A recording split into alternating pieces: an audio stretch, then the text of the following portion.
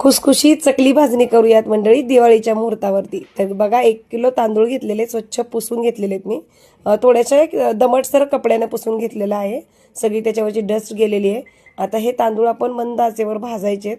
भाजणीच्या बाबतीत अजिबात गडबड करायची नाही, नाहीतर चकली बिघडू शकते।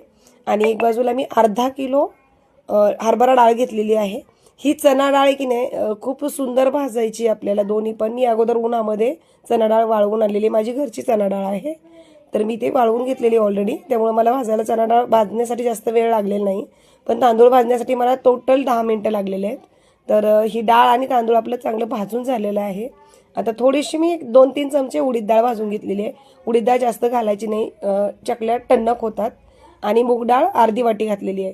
थोडेसे वाटीभर धने भाजून घेतले, साबुदाणा थोडासा भाजलाय, थोडेसे पोहे भाजलेत आपले रोजचे खातो ते। आणि अशी ही भाजणी आपली तयार झालेली आहे। तर ह्या भाजणीमध्ये मसाल्यांमध्ये आपण जिरं घालणार आहोत, ओवा घालणार आहोत आणि धने घालणार आहोत।